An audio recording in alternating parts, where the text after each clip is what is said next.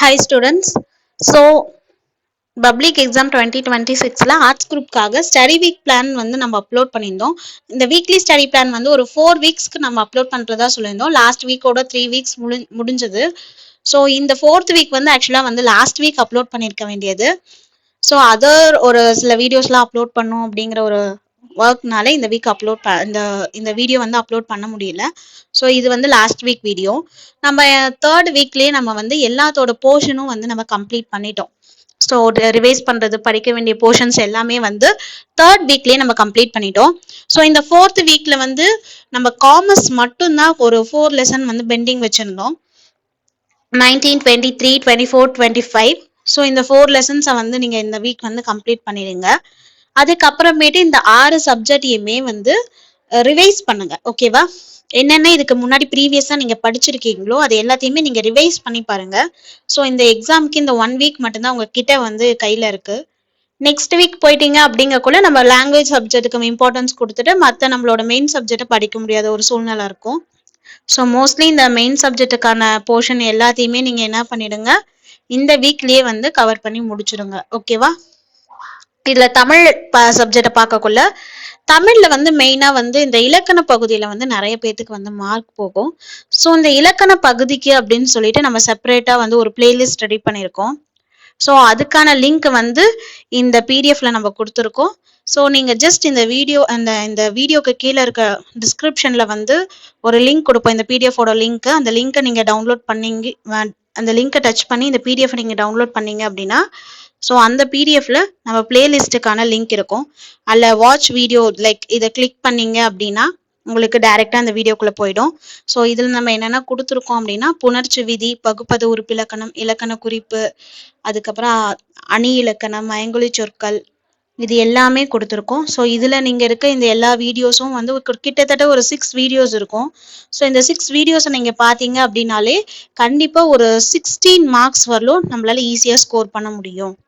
So minimum 12 marks, maximum 16 marks நம்மளால கண்டிப்பா score பண்ண முடியும். எதுல? இந்த தமிழ்ல இந்த வெறும் இலக்கண பகுதியில மட்டும். ஸோ இந்த வீடியோ எல்லாமே வந்து ஃபுல்லாக ஸ்கிப் பண்ணாத பாருங்க, நிறைய எக்ஸாம்பிள் சொல்லி எக்ஸ்பிளைன் பண்ணியிருப்போம். ஸோ அது எல்லாமே பாருங்க. அண்ட் நெக்ஸ்ட் இங்கிலீஷ் பார்க்கக்குள்ள இங்கிலீஷ்லயும் சேம் கிராமர் பார்ட். ஸோ இங்க நம்ம மென்ஷன் பண்ணியிருக்கோம் இல்லையா, active, passive, simple, compound, complex, if clause, direct, indirect, அதாவது ரிப்போர்ட்டட் ஸ்பீச்னு சொல்லுவோம். ஸோ இதுக்கான வீடியோவுமே வந்து நம்ம அப்லோட் பண்ணியிருக்கோம். அதுக்கான லிங்க்கும் நான் இந்த பிடிஎஃப்ல அட்டாச் பண்ணியிருக்கேன், பாருங்க. ஸோ இதுலயுமே வந்து நம்ம நிறைய எக்ஸாம்பிள் ப்ராக்டிஸ் கொஷின்ஸ் எல்லாம் கொடுத்துருக்கோம், எல்லாம் ட்ரை பண்ணி பாருங்க. ஸோ லாஸ்ட் மினிட் ப்ரிப்பரேஷனுக்கு இது எல்லாமே வந்து ஹெல்ப்ஃபுல்லாக இருக்கும். ஸோ இந்த கிராமர் பார்ட் எல்லாமே படிச்சீங்க அப்படின்னாலே இங்கிலீஷ்ல வந்து கிட்டத்தட்ட ஒரு 8 மார்க்ஸ் ஸ்கோர் பண்ணுறதுக்கான ஒரு கிராமர் பார்ட் இதில் இருக்கும். ஒரு மினிமம் 6 மார்க்கு, மேக்ஸிமம் 8 மார்க் நம்மளால இதில் ஸ்கோர் பண்ண முடியும். ஸோ நீங்கள் இதை வந்து ஃபுல்லாக வீடியோவை வந்து ஸ்கிப் பண்ணாமல் பாருங்கள். அதில் இருக்க ப்ராக்டிஸ் கொஷின்லாம் கொஞ்சம் ப்ராக்டிஸ் பண்ணி பாருங்கள். தமிழும் அதே மாதிரி தான், கொஞ்சம் ப்ராக்டிஸ் பண்ணி பாருங்க. அதே மாதிரி மனப்பாட பாடல்கள்லாம் இருக்கு இல்லைங்களா, ஆல்ரெடி நம்ம சொன்ன மாதிரி நம்ம என்னவா பண்ணி அப்லோட் பண்ணியிருக்கோம், சாங்ஸா கன்வெர்ட் பண்ணி அப்லோட் பண்ணியிருக்கோம். அதுக்கான லிங்க்குமே நம்ம இங்கே கொடுத்துருக்கோம், அதையும் நீங்கள் போய் டச் பண்ணி வியூ பண்ணி பாருங்க. ஸோ இந்த பிடிஎஃப்கான லிங்க்கை வந்து நான் டிஸ்கிரிப்ஷனில் கொடுக்குறேன். நீங்கள் ஜஸ்ட் பிடிஎஃபை டவுன்லோட் பண்ணிட்டு அதுக்குள்ளே வந்து உங்களுக்கு என்ன வீடியோ, பிளேலிஸ்ட் வீடியோ வேணுமா இல்லை இந்த சாங்ஸோட வீடியோ வேணுமா அப்படிங்கிறத டச் பண்ணி நீங்கள் போய் பார்க்கலாம். நெக்ஸ்ட் அப்படின்னு பார்க்கக்குள்ள அக்கௌண்டன்சி. ஸோ அக்கௌண்டன்சிக்குமே வந்து நம்ம இம்பார்ட்டன்ட் கொஷின் எல்லாமே நம்ம அப்லோட் பண்ணியிருக்கோம். ஸோ அதுக்கான லிங்க்குமே வந்து நான் டிஸ்கிரிப்ஷனில் கொடுக்குறேன். இந்த அக்கௌண்டன்சிக்கான எல்லா 5 மார்க் கொஷின் எப்படி கேட்கலாம், 3 மார்க் கொஷின் எப்படி கேட்கலாம், 2 மார்க்ஸ் கொஷின் எப்படியெல்லாம் கேட்க சான்ஸ் இருக்கு. அக்கௌண்ட்ஸில் பொறுத்தவரை தியரி பார்ட்டில் வந்து 5 மார்க் வருமா அப்படின்னா மேக்ஸிமம் வராது. 2 மார்க் 3 மார்க்ல மட்டும்தான் நம்ம தியரி பார்ட்டை எக்ஸ்பெக்ட் பண்ணோம். அதுலேயுமே கொஞ்சம் கம்மியாக தான் வந்து தியரி பார்ட்ஸ் கேட்பாங்க. மேக்ஸிமம் சம்ஸ் தான் நமக்கு வரும். அந்த மாதிரி சம்ஸும் எப்படியெல்லாம் கேட்பாங்க, எதெல்லாம் 2 மார்க்ஸ்ல வரும், எந்தெந்த லெசன்ஸ்ல எப்படியெல்லாம் 2 மார்க் கேட்பாங்க, 5 மார்க்ஸாக இருந்தால் எப்படியெல்லாம் கேட்கலாம் அப்படிங்கிற வீடியோவும் டீட்டெயில் வீடியோவும் உங்களுக்கு நான் ஒன்று அப்லோட் பண்ணியிருக்கேன். அதுக்கான லிங்க்குமே உங்களுக்கு நான் டிஸ்கிரிப்ஷனில் கொடுக்குறேன், நல்லா பார்த்துக்கோங்க. நெக்ஸ்ட் அக்கௌண்ட்ஸ்ல ரொம்ப பெரிய பெரிய சம்ஸ் எல்லாம் பார்த்து இவ்வளோ பெரிய சம் போட்டாதான் 5 மார்க்கா, இவ்வளோ பெரிய சம் நம்ம அதுக்கு வந்து நம்ம எக்ஸாம் ஹாலில் உட்காந்து போடணுமா அப்படின்லாம் நீங்க ரொம்ப வரி பண்ணிக்காதீங்க. அந்த மாதிரி பெரிய பெரிய காம்ப்ரஹென்சிவ் ப்ராப்ளம் எல்லாமே வந்து உங்களுக்கு எக்ஸாம்ல வந்து கேட்க மாட்டாங்க. நீங்க தெரிஞ்சுக்கணுங்கிறதுக்காக கொடுத்துருக்காங்க.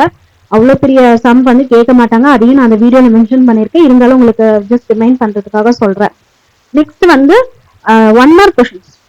நமக்கு அக்கௌண்ட்ஸ், காமர்ஸ், எக்கனாமிக்ஸை பொறுத்தவரையிலும் 1 மார்க் மட்டும் ஒரு 21 மார்க்ஸ் வருது. இந்த 21 மார்க்ஸ் நமக்கு எதுல இருந்து கேக்குறாங்க அப்படின்னு பார்க்கக்குள்ள கிட்டத்தட்ட ஒரு 16 1 மார்க்ஸ் நம்ம புக் பேக்ல இருந்து மட்டும்தான் கேக்குறாங்க. ஸோ நீங்க உங்களுக்கு 1 மார்க்ல நல்லா ஸ்கோர் பண்ணணும்னா நீங்க ஜஸ்ட் நம்மளோட புக் பேக் 1 மார்க் நல்லா தரவா இருந்தீங்கனாலே 16 1 மார்க்ஸ் கம்பல்சரி ஸ்கோர் பண்ணிடலாம். அதை தாண்டி கிரியேட்டிவ் கொஸ்டின் கேட்கக்குள்ள வந்து ஒரு 4 to 5 மார்க்ஸ் தான் வந்து கிரியேட்டிவ் கொஸ்டின்ல கேக்குறாங்க. ஓகேவா? சோ நீங்க வந்து இந்த 16 மார்க்ஸ்ல வந்து ஃபோக்கஸ் பண்ணுங்க. வெறும் புக் பேக் 1 மார்க்ல நல்லா தரவா இருங்க. ஓகேவா? இந்த அக்கௌண்ட்ஸ், காமர்ஸ், எக்கனாமிக்ஸ்ல. கம்ப்யூட்டர்லயுமே அப்படிதான்.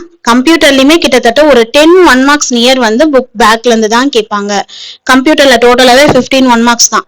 ஸோ அது ஒரு கிட்டத்தட்ட 10 1 மார்க்ஸ் நம்மளுக்கு எங்க இருந்து தான் வரும் அப்படின்னா நம்ம புக் பேக்ல இருந்து தான் வரும். ஸோ அதுக்கு ஃபர்ஸ்ட் ப்ரியாரிட்டி கொடுங்க. புக் பேக்கை நல்லா படிங்க. அண்ட் நெக்ஸ்ட் வந்து காமர்ஸ், எக்கனாமிக்ஸ்ல வந்து அதே மாதிரி இம்பார்ட்டன்ட் கொஸ்டின் வந்து வீடியோவா அப்லோட் பண்ணிருக்கேன். அந்த வீடியோ லிங்கையுமே உங்களுக்கு வந்து எங்க கொடுக்குறேன் அப்படின்னா டிஸ்கிரிப்ஷன்ல கொடுக்குறேன். அதையும் வியூ பண்ணி பாருங்க. ஆல்ரெடி படிச்ச கொஸ்டின்ஸ் தான். ஜஸ்ட் அதுல என்ன இருக்கு அப்படிங்கறத வந்து ஜஸ்ட் அதுல வியூ பண்ணி பாருங்க. உங்களுக்கு ஒரு நல்ல ஐடியா கிடைக்கும். நெக்ஸ்ட் என்ன பாக்குறீங்க அப்படின்னா computer science, computer application. So computer அப்ளிகேஷனுக்கான கொஷின்ஸுமே வந்து நம்ம ஆல்ரெடி நம்ம படிச்சிருக்கோம். அதையும் நல்லா பார்த்துக்கோங்க. அதில் எக்கனாமிக்ஸ்ல வந்து லாஸ்ட் லெசன்ல வந்து ஒரு சம் இருக்கும். அது நல்லா படிச்சுக்கோங்க, பார்த்துக்கோங்கன்னு ப்ராக்டிஸ் பண்ணி பாருங்கன்னு சொல்லியிருந்தேன். ஸோ அந்த சம் வந்து கம்பல்சரி ஒரு 5 மார்க்ல வந்துடும். ஸோ எக்கனாமிக்ஸ்ல அந்த 5 மார்க் நீங்க ரொம்ப எக்ஸ்பெக்ட் பண்ணலாம். கண்டிப்பா இந்த சம்ல இருந்து ஒரு 5 மார்க் வரும். அதை நல்லா பாருங்க. அண்ட் காமர்ஸ்ல வந்து எல்லா கொஸ்டினும் ரிவைஸ் பண்ணி பாருங்க. இன்னொன்னு முக்கியமான விஷயம், எக்ஸாம் பாயிண்ட் ஆஃப் வியூல எப்படி நீங்க படிக்கணும் அப்படின்னா ஃபர்ஸ்ட் 1 மார்க் 2 மார்க்குக்கு நிறைய இம்பார்ட்டன்ஸ் கொடுங்க. ஏன் அப்படின்னா நமக்கு 1 மார்க்கே வந்து கிட்டத்தட்ட ஒரு 11 மார்க் வந்து புக் பேக்ல இருந்து வரும்னு சொல்லியிருக்கு.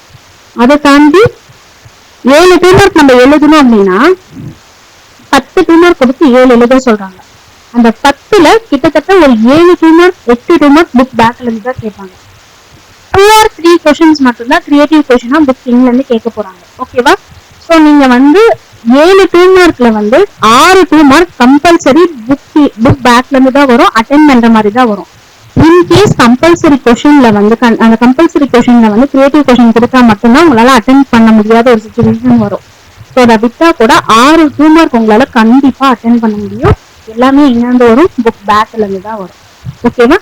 ஸோ இதுலயே உங்களுக்கு வந்து கிட்டத்தட்ட ஒரு 12 மார்க்ஸ், 2 மார்க்ஸ்ல ஒரு 12 மார்க்ஸ் அண்ட் 1 மார்க்ஸ்ல ஒரு 16 மார்க்ஸ். அப்படி பார்க்கக்குள்ள 28 மார்க்ஸ் இதுலயே உங்களுக்கு வந்துருக்கு. ஓகேவா?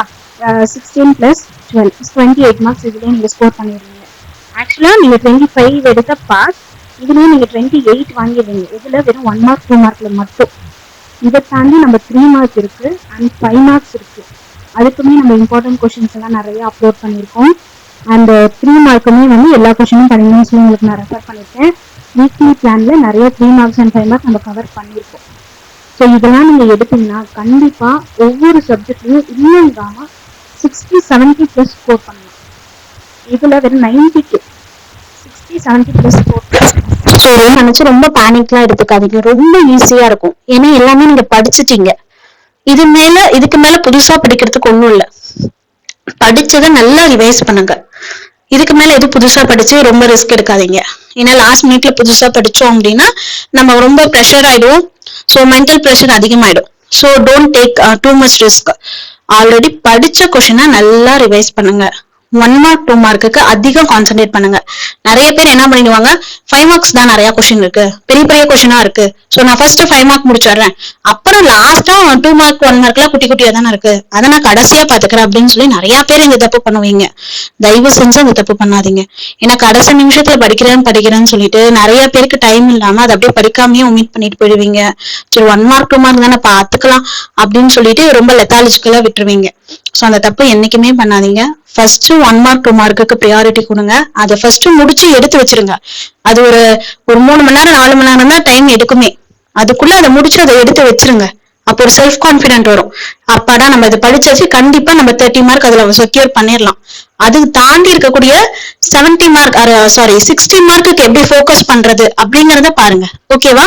சோ ஃபர்ஸ்ட் 1 மார்க் 2 மார்க்குக்கு ப்ரியாரிட்டி கொடுத்து எடுத்து படிச்சிருங்க. அண்ட் நெக்ஸ்ட் மீதி இருக்கக்கூடிய 5 மார்க்ஸ் எல்லாத்தையுமே ரிவைஸ் பண்ணுங்க.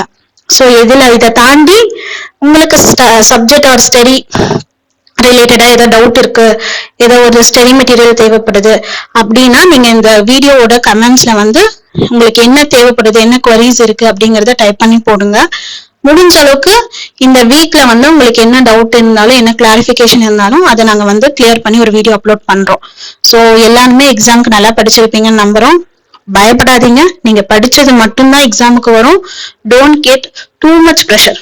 ஏன்னா வந்து இந்த வீக் மட்டும்தான் நம்மளால மெயின் சப்ஜெக்ட்ஸை படிக்க முடியும். ஏன்னா இந்த வீக் மட்டும்தான் டைம் இருக்கு. லாஸ்ட் வீக்ல நமக்கு எதுக்கு தான் இம்பார்ட்டன்ஸ் அதிகமா கொடுக்கணும், லாங்குவேஜ் பேப்பருக்கு தான் அதிகமா இம்பார்ட்டன்ஸ் கொடுக்கணும். ஏன்னா மார்ச் 2 வந்து உங்க எல்லாத்துக்கும் பப்ளிக் ஆரம்பிக்குது. ரிலாக்ஸா படிங்க. நீங்க படிச்சது மட்டும்தான் எக்ஸாம்ல வரப்போகுது. ரொம்ப கற்பனை பண்ணிட்டு இது வருமோ அது வருமோன்னு சொல்லி ரொம்ப பேனிக் ஆகாதீங்க. நீங்க இத்தனை நாள் என்ன படிச்சீங்களோ அதுதான் அந்த கொஸ்டின் பேப்பர்ல இருக்க போகுது. உங்களுக்கு தெரிஞ்ச கொஸ்டின்ஸ் தான் வரும். ரிலாக்ஸா போய் எழுதுங்க. ஓகேவா? நல்லா படிச்சுட்டு போங்க. That's it. படிச்ச கொஸ்டினை திரும்ப திரும்ப நல்லா ரிவைஸ் பண்ணுங்க. அது போதும், உங்களுக்கு நல்ல ஸ்கோர் வரும். ஓகேவா? So all the best to all.